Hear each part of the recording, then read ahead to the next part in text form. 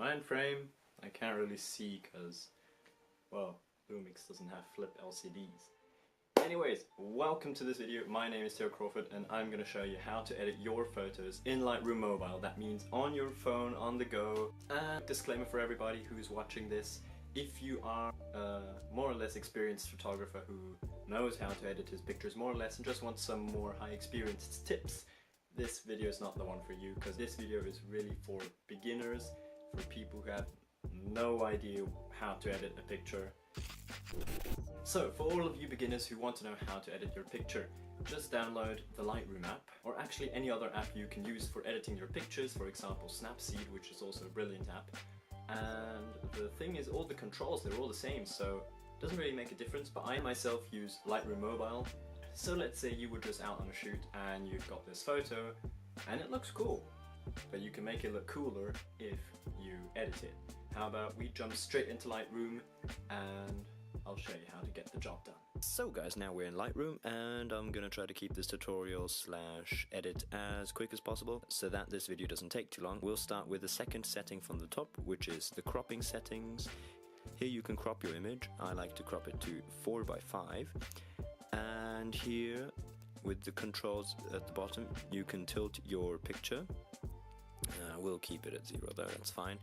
And with the other controls you can spin your picture or mirror it, but we're just going to keep it simple like this, just crop it to 4:5.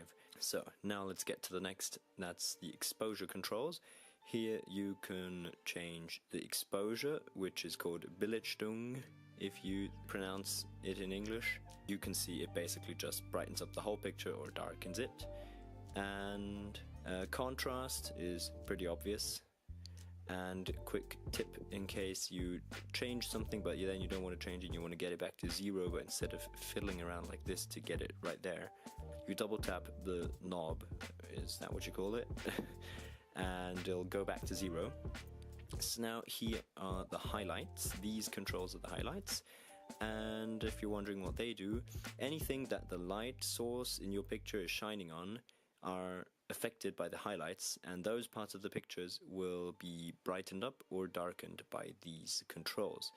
So we'll darken it down just a little bit for some extra dynamic range and pump up the shadows. As you can probably guess, with this you can control the brightness of the shadows in your picture, where there's less light or the least light from the light source in your picture shining onto. And we'll keep it at about 26, that's fine. So now the whites, pretty obvious as the name says.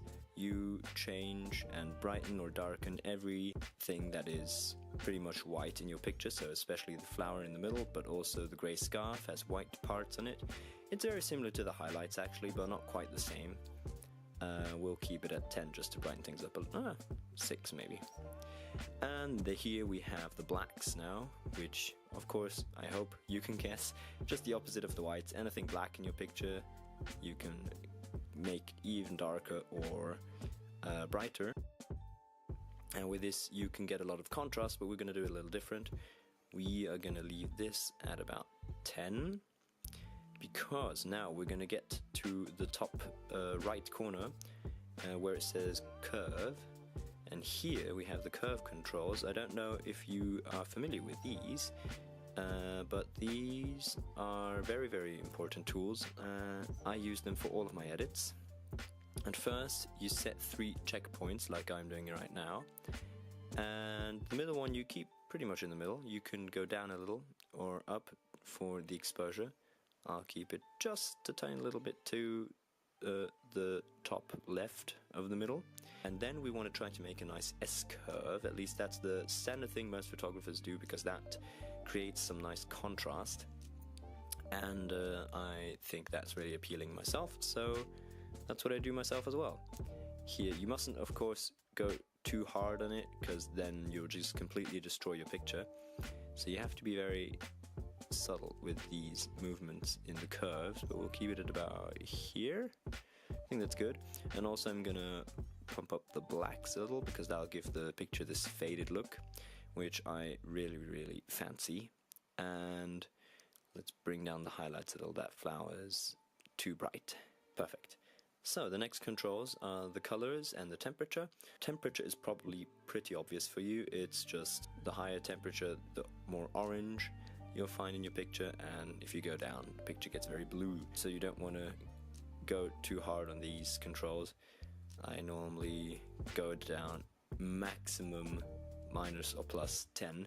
We'll keep it at -5 for this picture, so it's got a slightly colder look.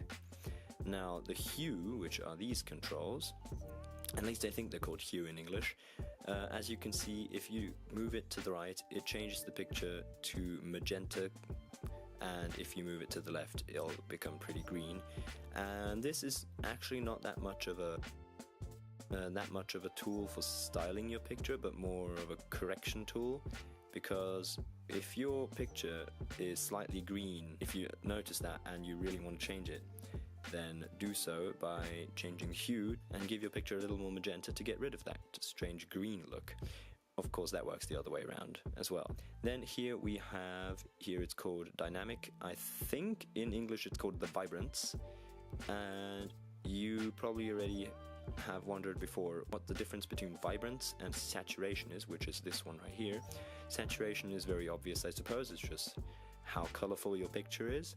So the vibrance pretty much does the same, but without affecting yellows and oranges. So if you go down, you can see the flower is still yellow, but the rest is black and white. If you go up, the hand doesn't really look that oversaturated, but if you look at the scarf, it looks horrible. Different is if you do it here. Now the hand does look slightly oversaturated, not that much actually, but still quite a bit. So vibrance is a very useful tool if you want to change your saturation without affecting the skin tones. And now at the top right corner you see the controls for mix. This is where we want to go. I think in the English version it's called HSL, which stands for hue, saturation and luminance. This is again the hue, what I showed you before. But maybe you've seen the color panels at the top, which indicate which color specifically you are affecting. So, for example, we have the control over the yellows. At first you can change the hue just the way you want it, so you can make your flower look red. At least I can make my flower in this picture look red or also green. But because I want it to look natural, we'll just keep it yellow. You can desaturate it or saturate it. And in case you're wondering what luminance is basically the brightness of that color. So if you pump that up, it'll get very bright. If you go completely down with luminance, you'll just have a black hole inside of your flower. And that is not the effect I'm looking for. I'll leave it at about -4 for the moody look.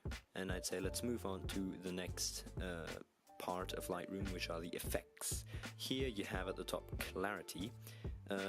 Useful tool, which though you have to be careful with because you mustn't overuse it, because if you do that your picture will look like this, which is rather ugly in my opinion and just looks completely over processed. If you go too little with it, it'll be a washed out picture, as if you had cream on your lens or something.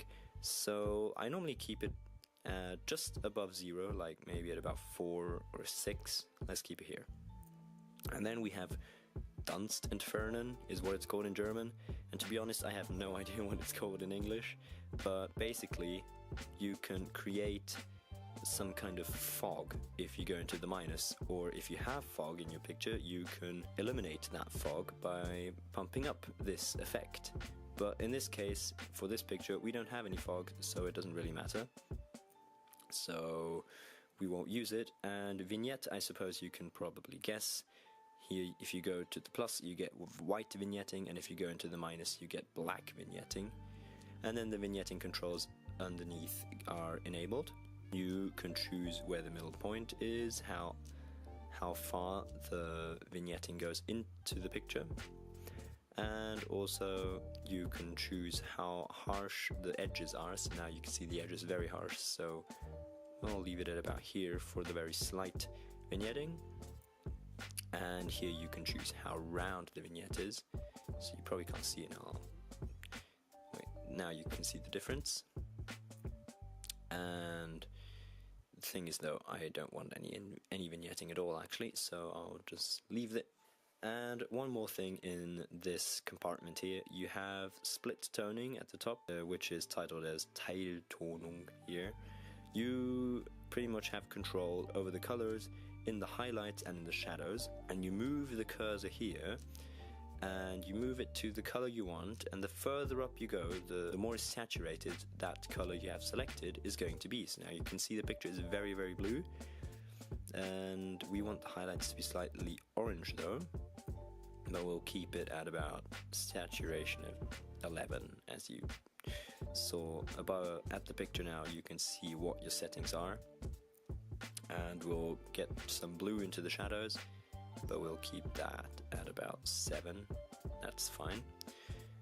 And that's pretty much it. Feel free to like this video if you enjoyed it or if it was helpful, whatever, and feel free to subscribe to this channel if you like videos like these, because there will be more coming. And also, if you like cinematic vlogs, maybe you've seen one of my videos before, just check them out, maybe you'll like them.